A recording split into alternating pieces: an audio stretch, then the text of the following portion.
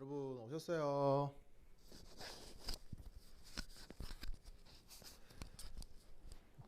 오셨나요들? 목소리 들려요? 나는 커피 한 잔 사왔습니다. 아이고, 목소리 들려요? 오케이, 여러분 좋습니다. 자, 이제 루이스 구조 그리기를 좀 해볼 텐데, 여러분 혹시 루이스 구조 생판 모른다? 루이스 구조 한 번도 루이스 구조를 그려본 적이 없다. 알죠? 그 다음에 옥텐 룰 모른다. 옥텐 룰.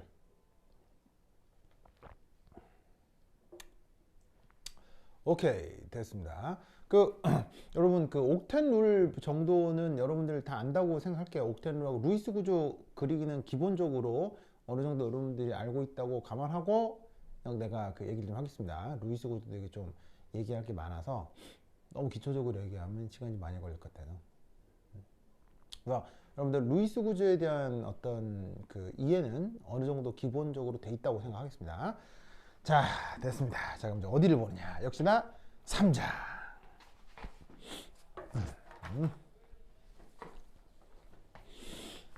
아유.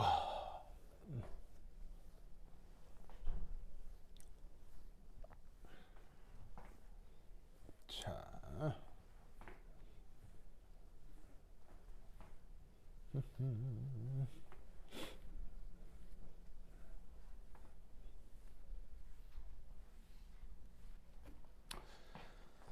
자, 어딜 보시냐면 여러분 교재로다가 58페이지 58페이지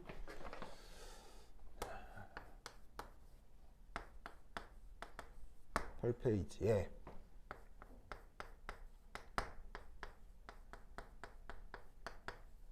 분자의 루이스 구조식.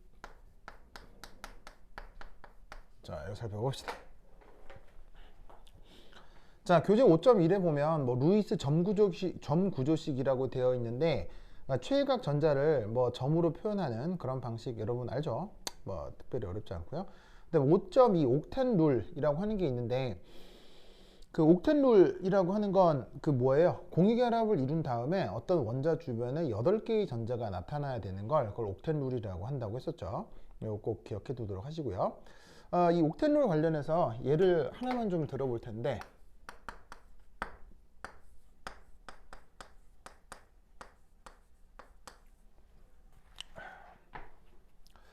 자, 보시다시피 예를 들어 이런 이 녀석에 대해서 한번 루이스 구조 그리기를 한번 해보도록 하겠습니다.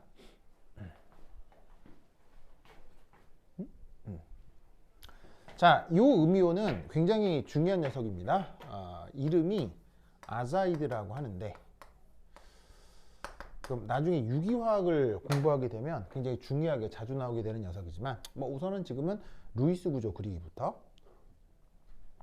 자, 요 어떻게 한번 그려주면 될까요? 우선 첫 번째 1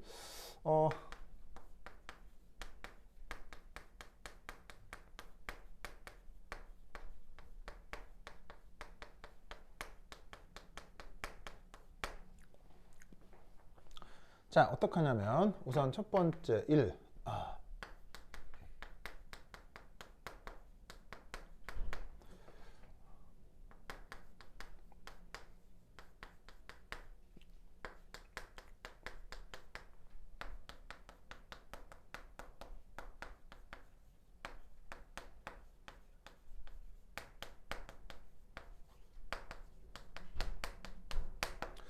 자, 요거. 자, 제가 지금 이제 루이스 구조를 그려야 되는데 우선 첫 번째는 자, 최외각 전자 개수를 전부 다 세요. 자, 최외각 전자가 바로 이제 화학 결합, 특히나 이제 공유결합 하게 되는 전자들인데 자, 원래 질소는 최외각 전자가 몇 개가 있어요? 5개가 있죠. 질소에 하나, 둘, 셋, 넷, 다섯. 그런 질소가 지금 몇 개 있어요? 곱하기 3. 여기 3개가 있죠. 근데 여기에 전자 하나가 더 있다고 생각하셔야 돼요. 이건 뭐냐면 여기 1 마이너스죠. 저 지금의 이온가까지 고려하셔야 됩니다. 제가 전체적으로 1 마이너스란 얘기는 외부에서 전자가 공급돼 들어왔다는 얘기니까 바로 여기에 곱하기 3 더하기 1. 그럼 얘를 계산하면 총 16개의 최외곽 전자가 저 구조 안에 존재하는 거예요. 아시겠죠? 이거 완전 중요하다. 완전 중요하다. 자, 그 다음 이제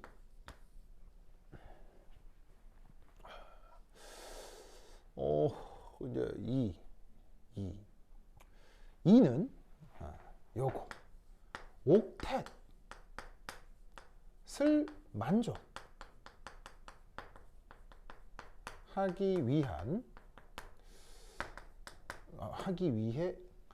위해서 필요한 총 전자 개수 얘를 계산해 줍니다. 자, 그건 어떻게 되느냐? 자, 옥텟이라고 하는 것의 의미가 뭐예요? 어떤 원자가 전자를 8개 갖는 거죠. 파란색으로 써야겠다. 근데 이때 여기다가 지금 저기 존재하는 원자의 총 개수는 몇 개인가요? 질소 원자 여하튼 3개가 있잖아요. 그래서 질소 원자마다 다 옥텟을 만족하려면 원자 하나당 8개니까 곱하기 3해서 총 24개의 전자가 필요하다 이런 말이지.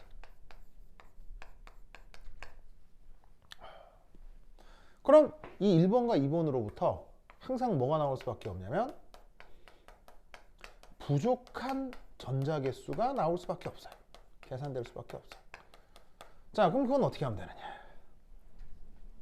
필요한 전자 개수는 총 24개인데 지금 있는 건 16개죠. 빼주면 8개가 모자르네요. 그럼 이때 어떻게 한다? 부족한 전자 개수만큼 공유하면 된다라고 생각하시면 돼요. 즉 8개의 전자가 부족하기 때문에 내부 구조 전체적으로 8개의 전자가 공유를 한다라고 생각하시면 됩니다. 그럼 이때 여기서 얘를 이렇게, 자, 질소의 전자가 요래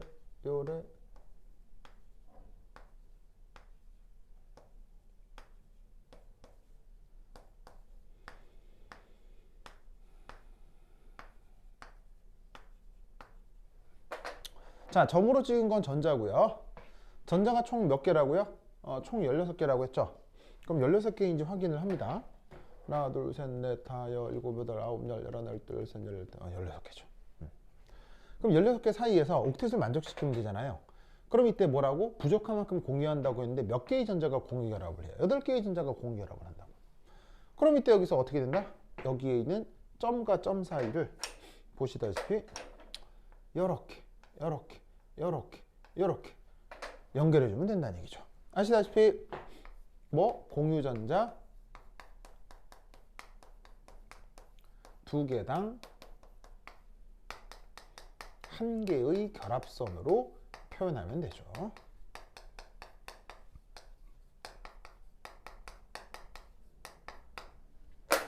그래서 여기 있는 점 하나당 이 점 하나를 결합선으로 연결하는 거예요. 그럼 그렇게 되면 보시다시피 얘 입장에서도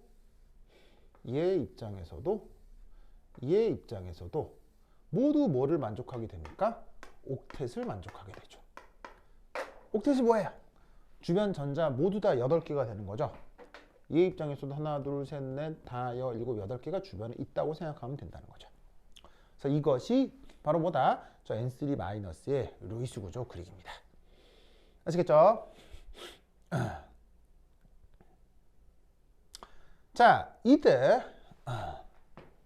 여기서부터 여기까지 과정 꽤 논리적이다 라고 생각할 수 있지만 단점은 뭡니까? 굉장히 지루하고 과정이 좀 길죠. 그럼 이거를 여러분들이 앞으로 문제풀이를 할 때 계속 이래야 되느냐? 그 나눠드린 그 기출문제 파일에 또 보시면 아시겠지만 실제 한 문제당 여러분들이 받게 될 기말고사 문제의 한 문제당 루이스 구조 그리기 문제가 나온다면 한 문제의 루이스 구조가 6개, 9개 이렇게 그려지게 나오거든요. 그럼 여러분 그 한 문제의 루이스 구조가 6개가 넘게 나올 수 있는데 그때 모든 루이스 구조를 이런 식으로 그린다.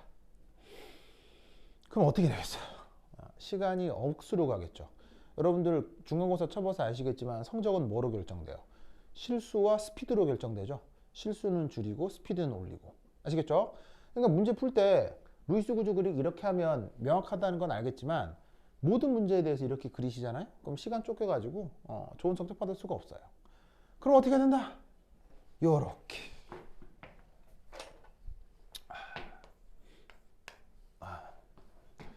여러분 이거 굉장히 중요합니다.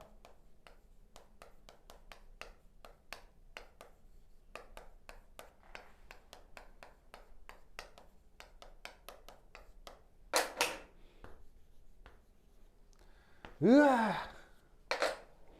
외워야 됩니다. 루이스 구조는 모두 싸그리 외우는 겁니다. 아시겠죠? 자, 지금 내가 여러분들한테 뭔가 이해를 시키려고 이렇게 한번 보여드렸지만 실제 문제풀이 할 때 이렇게 하면 안 돼요. 그냥 어떻게 되냐면 그냥 N3 마이너스 딱 보는 순간 바로 이렇게 빡 그릴 수 있어야 돼요. 내가 그러거든. 그러니까 앞으로 여러분들은 어떻게 해야 되냐면 수업 시간에 뭐 수업을 듣거나 아니면 문제풀이를 하거나 숙제 같은 걸 할 때 새롭게 그려본 루이스 구조 있죠. 그리고 이거는 잘 몰랐던 건데 하는 루이스 구조 있죠. 그런 거 싹 다 외우셔야 돼요. 아시겠죠? 그러면 여기서 드는 생각. 아니, 분자가 한두 개 있는 것도 아니고 분자가 거의 무한개만큼 있는데 그걸 다 어떻게 외우란 말인가? 내가 뭐 컴퓨터인가? 그걸 어떻게 다 외우나? 뭐 이런 생각할 수 있잖아. 자, 그럼 어떻게 되느냐? 외울 때 그냥 하는 게 아니라 이렇게 하는 거예요. 바로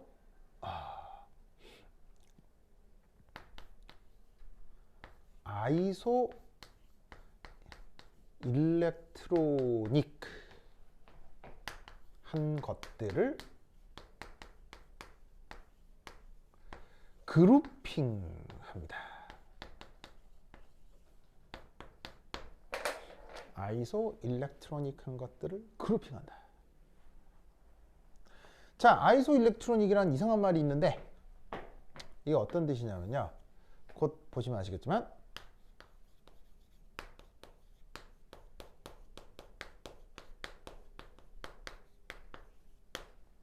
이런 뜻의 영어 형용사입니다. 무슨 말이냐면 루이스 구조를 그리다 보면 똑같은 것들이 있어요. 그런 것들을 싸그리 같이 외우셔야 돼요. 자, 보여드릴게요. 지금 이건 N3- 아자이드 음이온의 구조죠. 근데 어떤 게 있을 수 있냐면 바로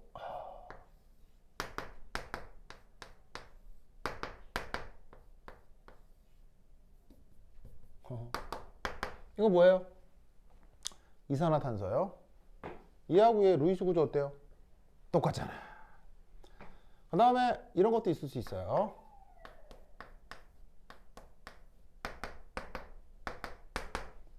N2O라고 하는데 이 루이스 구조 이렇게 나타날 수 있습니다.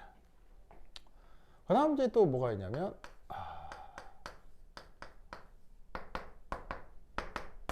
NCS 음이온이라고 있거든요.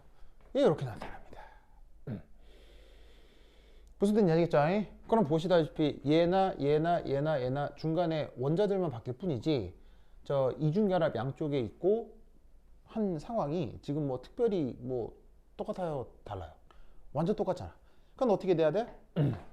지금 그린 건 N3-인데 얘는 CO2고 얘는 N2O라고 하거든요.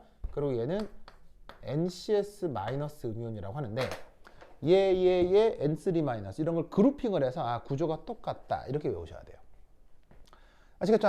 그렇죠? 그래서 그것을 이런 식으로 싸그리 외우셔야 된다. 오케이, 됐다.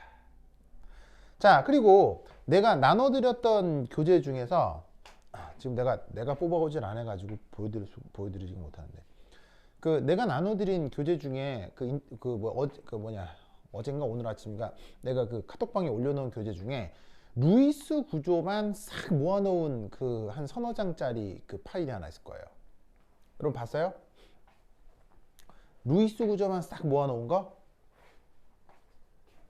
교재 중에 그거 확인했다. 자, 내가 나눠드린 교재 중에 루이스 구조만 싸그리 모아놓은 교재 확인했다.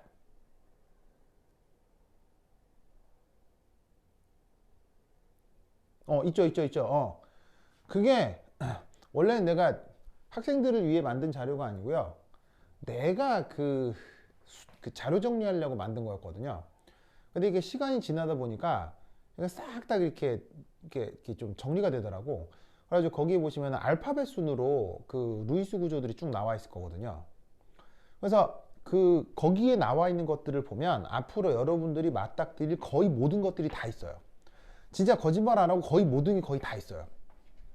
그래서 여러분들이 진짜로 이번 시험에서 실수를 하지 않으려면 내가 나눠드린 그 서너 장짜리 루이스 구조 파일에 나와 있는 모든 예시들의 루이스 구조를 싹 다 그리고 외우는 거예요.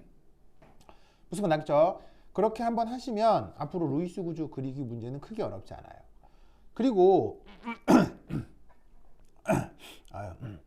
내가 루이스 구조 외우라고 했는데, 그럼 외우라고 할 때 한 3천만 개 외워야 돼? 이렇게 생각하실 필요는 없어요.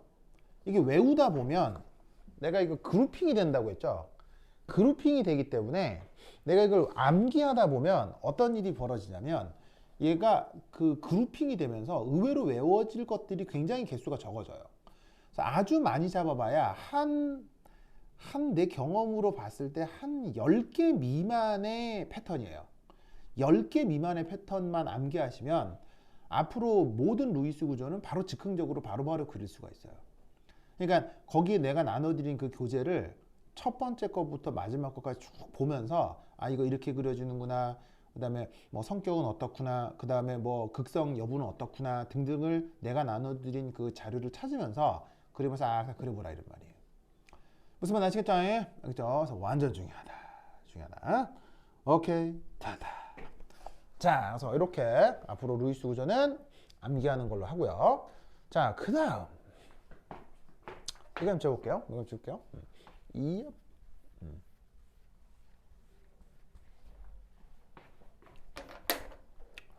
자, 세 번째.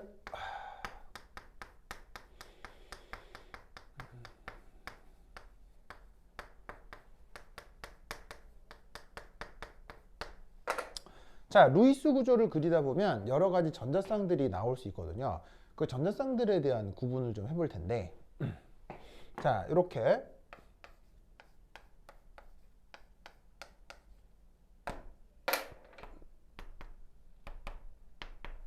자, 우리 방금 그린 거죠. 아자이드 음이요. 그럼 전자쌍들의 특징이 어떻게 되어 있냐면요. 이렇게 한쪽 원자에만 배치되는 전자쌍이 있는 반면에 이런 식으로 원자와 원자 사이에 존재하는 전자쌍도 있어요. 지금 짝대기로 표현했다는 얘기는 실제로 전자가 하나, 둘, 셋, 네 개가 있다는 거죠. 이 두 개를 어떻게 구분하느냐? 한쪽 원자에만 매여 있는 전자쌍은 우리가 비공유 전자쌍이라고 하고요. 그 다음에 여기에 원자와 원자 사이에 모여 있는 전자쌍은 우리가 공유 전자쌍이라고 합니다.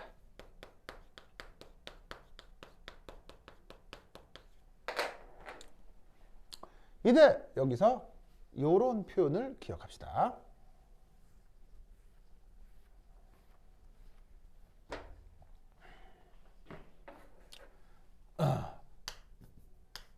이 공유 전자쌍을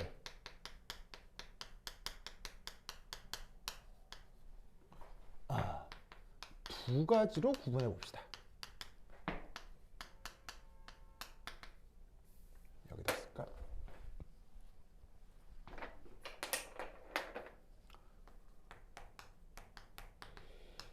물론 이 공유 전자쌍은 세 가지, 네 가지, 다섯 가지 되게 더 다양하게 구분할 수 있습니다.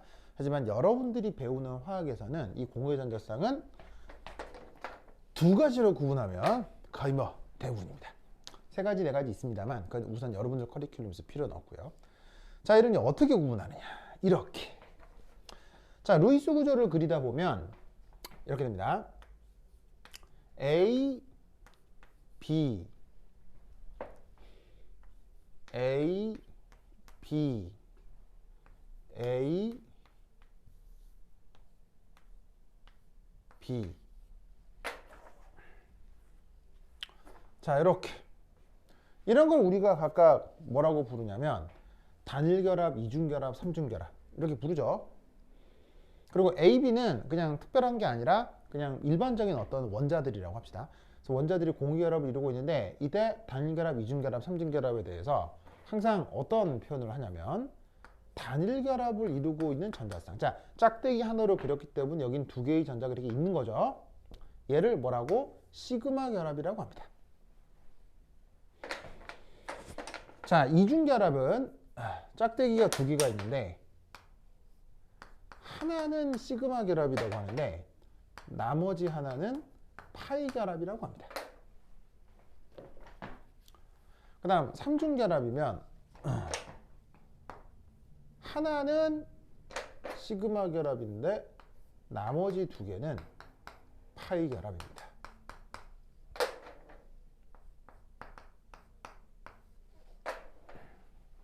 그래서 어떤 특징이 있냐면 단일결합이건 이중결합이건 삼중결합이건 항상 뭐는 있다?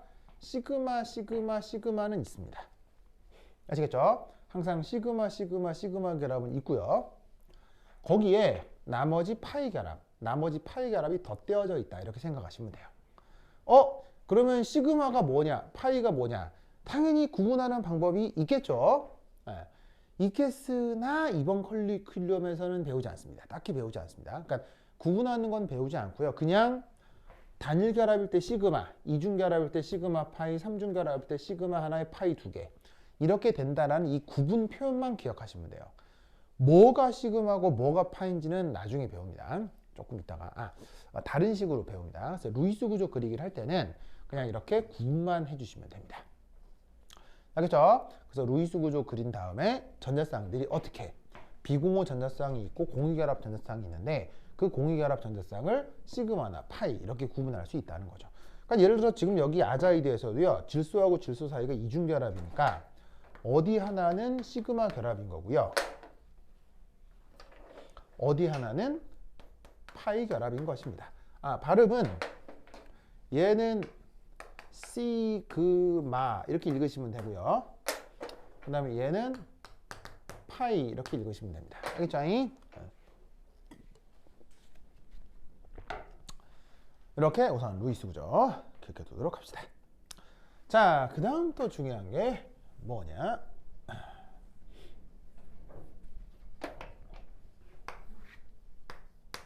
5.3의 형식전화.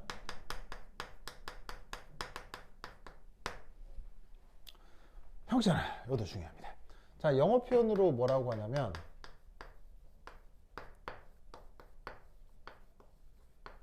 formal charge라고 하는데, 자, 얘는 옥텟을 만족하는 루이스 구조 상에서 각 원자당 부여하는 전하 표현 중 하나입니다.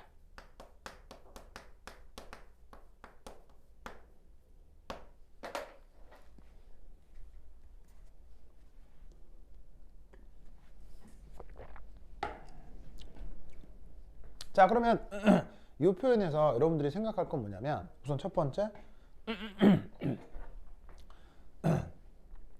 형식 전하를 부여하기에 앞서 이거를 이제 어떤 원자 형식 전하가 뭐냐 그걸 알기에 앞서서 이거부터 잘해야 되겠죠.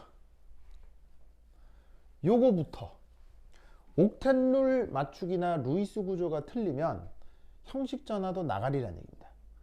왜냐하면 그 상에서 부여를 하는 거기 때문에 루이스 구조를 잘못 그리면 형식 전화도 다 나가리입니다. 알겠죠? 항상 하는 얘기지만 실수가 성적을 좌우하죠. 그 다음 두 번째, 이 전화 표현이 여러 가지가 있을 수 있다는 얘기입니다.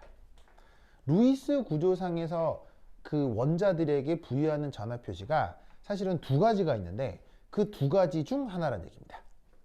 알겠죠? 나머지 하나는 뭔지는 조금 이따 말씀드릴 거고요. 그래서 형식 전화는 다시 한번 얘기하지만 옥텐룰을 잘 적용해서 루이스 구조를 잘 그리라. 여기 제일 중요하고요. 무슨 말인지 알겠죠? 그게 틀리면 어떻게 돼? 나가리야. 그렇죠? 나가리.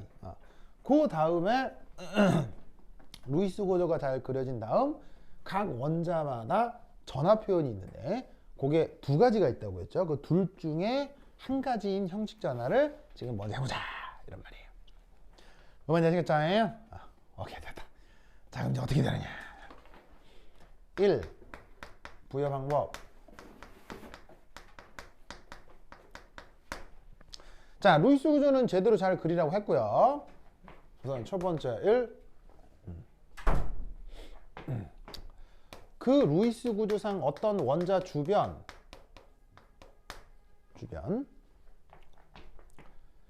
획득된 전자를 숫자를 셉니다. 카운팅을 한다는 얘기죠. 이때 첫 번째 1. 비공유 전자는 전체 다 그 원자가 획득한다. 이렇게 생각하시면 되고요. 두 번째, 결합 전자는 절반입니다. 알겠죠? 그래서 결합 전자는 절반, 비공유 전자는 전체를 그 어떤 원자 주변에 획득된 전자로 카운팅을 합니다. 이게 말로 쓰니까 좀 이상하죠. 근데 이제 실제로 해보면 크게 어렵지 않은 개념입니다. 자, 그 다음 두 번째, 원래 그 원자의 원래 최외각 전자 개수를 고려합니다.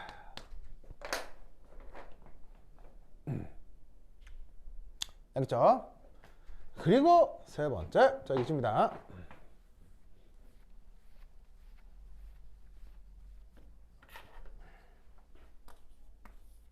자, 앞서 얘기한 1과 2의 차이로 어떻게 된다?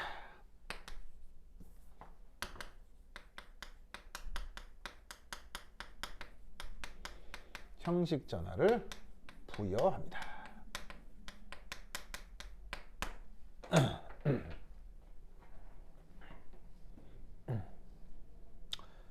됐다.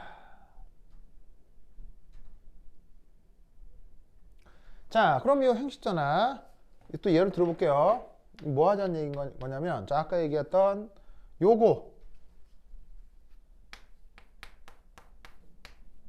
계속 예로 들어보겠습니다. 자, 루이스 구조 어떻게 됐어요? 한 다음에 이렇게. 자, 형식 전화를 따질 때는 이렇게 비공유 전자도 다 표현해 주시는 게 좋습니다. 왜? 그래야 모든 주변 전자를 카운팅하기가 쉬우니까요. 자, 이때 결합 전자들도요, 이렇게 전자로 이렇게 다 바꾸어 표기를 합시다. 자, 뭐라고 했었냐면 어떤 원자가 있을 때 비공유 전자 전체와 결합 전자의 절반을 얘가 획득한다고 했죠. 그럼 말단에 있는 질소는 전자를 이렇게 획득하는 겁니다. 얘도 전자를 이렇게 획득하는 거죠.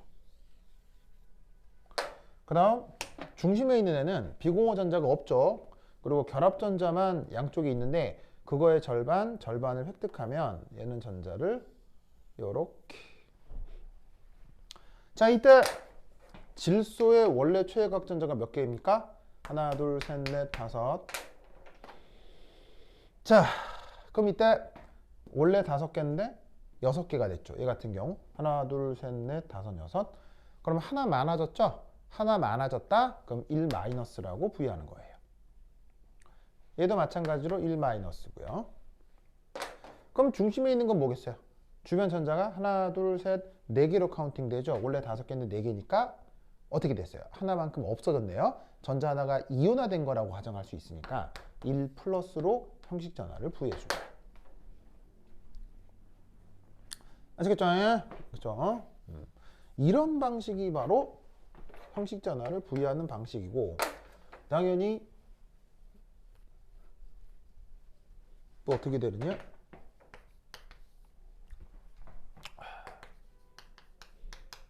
형식 전화 전체를 더하면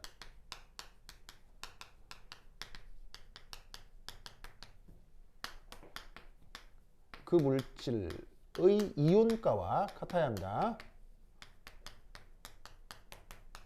무조건 같아야 됩니다. 이게 틀리면 어디선가 틀린 겁니다. 그렇죠? 어디선가 꽝 난 겁니다. 무조건 같아야 됩니다. 자, 뭔 말이냐면 1-1 플러스 1-죠. 다 더하면 뭐랑 똑같아야 돼? 여기에 있는 전체 1-랑 같아야 돼. 아시겠죠? 요거.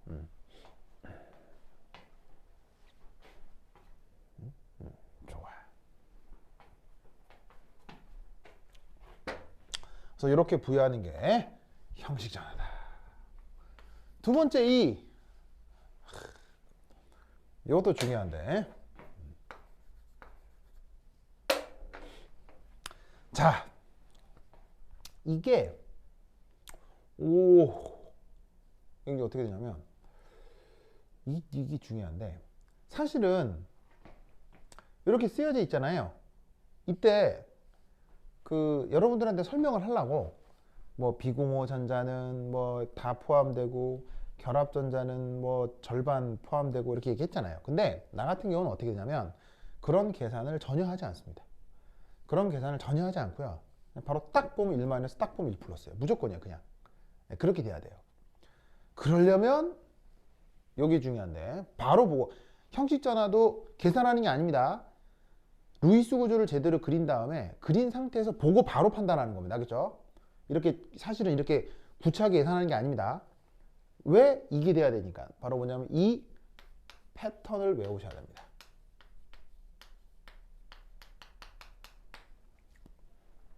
패턴 외워야 돼요.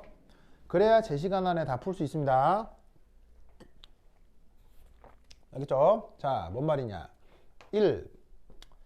탄소. 자, 그러면 여러분 탄소는 최외곽 전자가 몇 개 있어요? 하나, 둘, 셋, 넷. 이렇게 있거든요. 보이세요? 그럼 이게 탄소가 어떤 패턴으로 나올 수 있냐면요. 루이스 구조상에서 이렇게 됩니다. 탄소를 중심으로 결합선이 하나, 둘, 셋, 네 개가 있는 녀석이 나올 수가 있고요.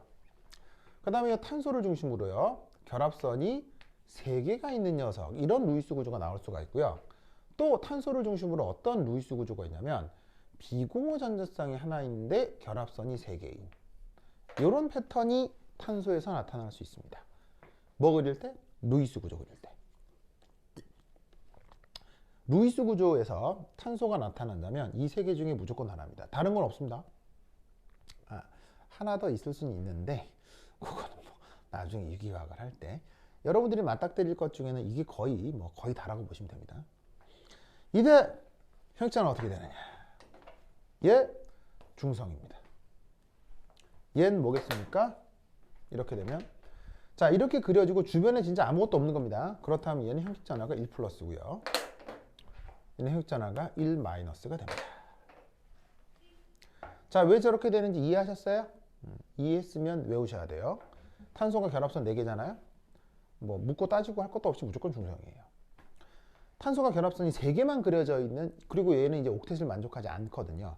옥텟을 만족하지 않는 어떤 구조가 있을 수 있는데 요 녀석 같은 경우 어떻게 된다? 형식 전화가 1 플러스가 됩니다. 왜냐? 주변에 전자가 아무것도 없죠. 그러면 결합 전자 중에 절반만 획득하게 되는데 원래 전자가 4개인데 3개만 획득하니까 전자 하나가 부족한 1 플러스가 되는 거죠. 얘는 어떻게 되겠습니까?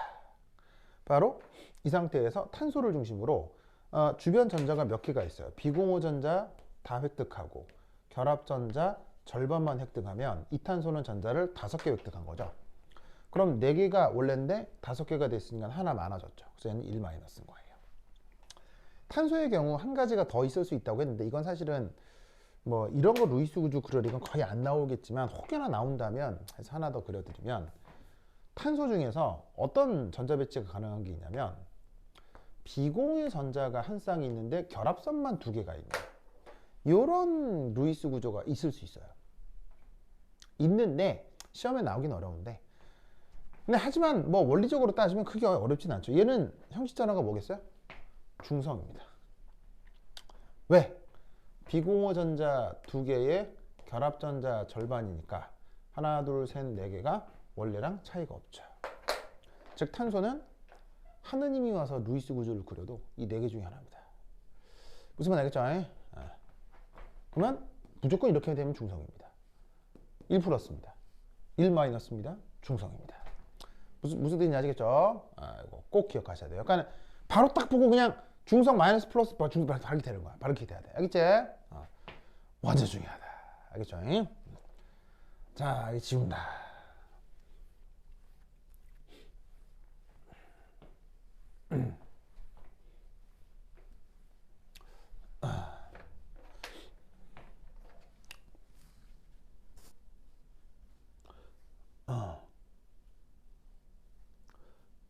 방금 내가 하느님 얘기해서 약간 뭐 종교 편향적이다 이렇게 생각할 수 있는데 아닙니다. 아닙니다. 이거 하느님 이거 어느 나라 말입니까?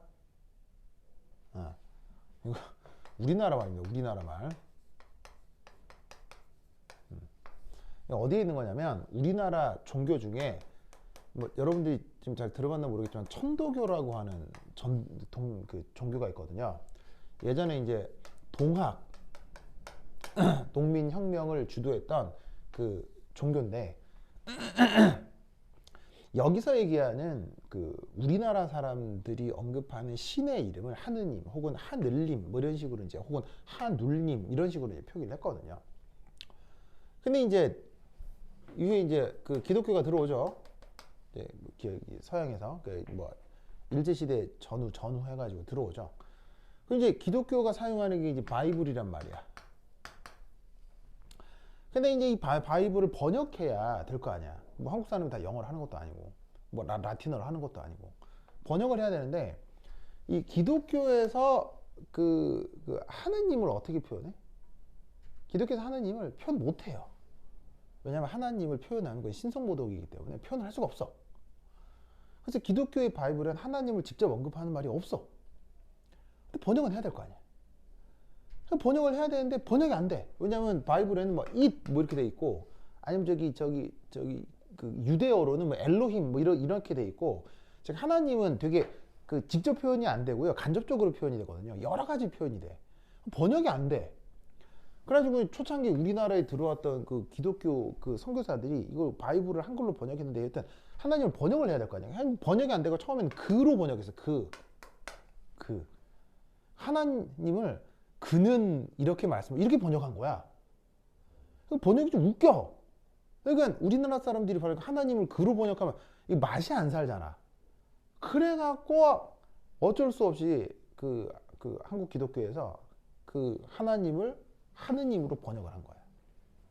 왜냐하면 기존에 우리나라 사람들이 이 말을 쓰고 있었기 때문에 이 말을 썼기 때문에 한국 사람들이 이 말이 익숙했어요. 그래서 기독교가 이 말을 차용한 거지 이게 기독교에서 만든 말이 아니에요. 원래 우리나라 말이 있는 거예요. 우리나라 말이야. 그렇죠? 그래서 초대 기독교 그 번역하던 원리주의자 중에는 이 하나님을 하느님으로 이렇게 번역하는 것에 대해서 반감이 많았어요. 왜냐하면 이미 다른 종교의 표현이잖아요. 그러니까 마치 이거야. 저기 누구냐? 저 어디야? 저기 기독교 제일 싫어하는 종교 이슬람. 이슬람교에서 신 뭐 알라라고 하잖아. 알라.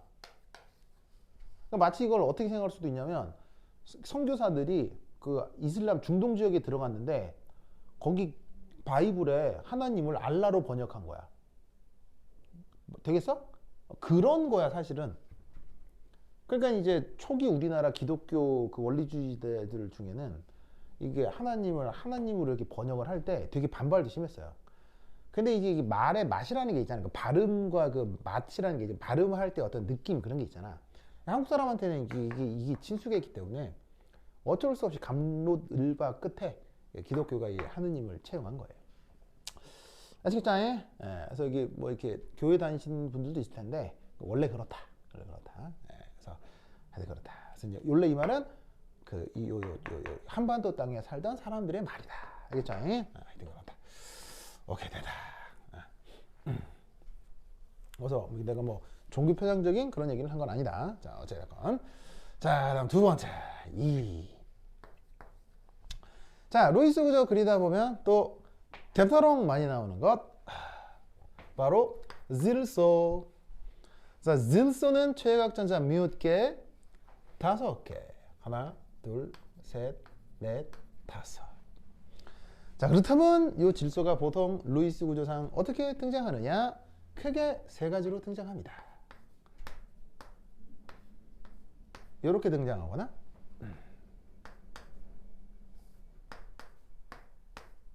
이렇게 등장하거나 이렇게 등장하거나 혹은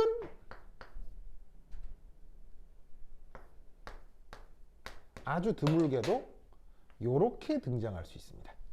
이렇게 크게 네 가지입니다. 그럼 이때 형식 전화가 각각 어떻게 될지 예상할 수 있겠어요? 얘는 충성, 얘는 1 플러스, 얘는 1 마이너스, 얘는 자주 나오진 않지만 2 마이너스입니다. 자, 계산해서 이렇게 되는 거 아시겠어요? 나는 이걸 외우고 있기 때문에 질소 주변에 결합선이 4개 있으면 무조건 플러스야. 질소 주변에 결합선 4개면 무조건 플러스야. 질소가 비공허전장 2개고 이중결합이면 이중결합이라고 할 필요는 없어. 이중결합이건 아니건 여하튼 결합선이 2개 나가면 얘는 질소는 무조건 1-야. 질소가 비공허전자 2개고 결합선 2개면 무조건 1-야. 요거 보이세요? 아시겠죠? 알겠죠? 그래서 이 사실을 외우고 있어야 돼. 알겠죠? 자, 하나 더.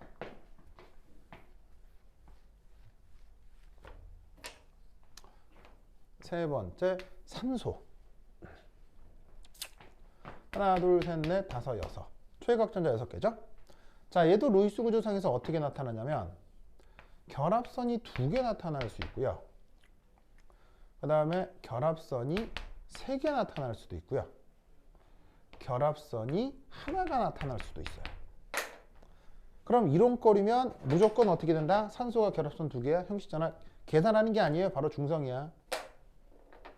결합선 3개로 그려지는 경우가 있을 수 있거든요. 그 무조건 1 플러스야. 결합선 하나로 나타나는 경우 있을 수 있어요. 무조건 1-야. 외우셔야 돼요. 알겠죠? 뭐 예를 들어서 뭐 얘를 카운팅을 해보면 비공허전자 다세라고 했죠. 결합이 있으면 결합 전자의 절반. 그러면 전자가 총 몇 개 획득되는 거예요? 하나, 둘, 셋, 넷, 5개인데 원래 최각 전자가 6개가 중성이니까 하나 적어졌죠? 그럼 1 플러스. 그런 식의 계산이 다 끝난 결과예요. 그러니까 산소의 경우 결합선 2개면 무조건 중성, 3개면 1 플러스, 하나면 1 마이너스. 외우셔야 됩니다. 알겠죠? 완전 중요하다. 오케이, 됐다. 자, 필기 마무리 하시고요.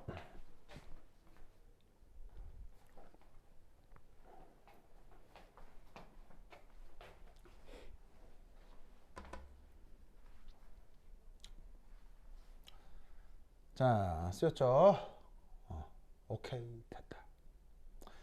자, 그럼 요거 좀 보시고 좀 녹화 때문에 자, 10분 쉬었다가 해보도록 하겠습니다. 오케이, 됐다. 여러분 화장실 갔다 오세요.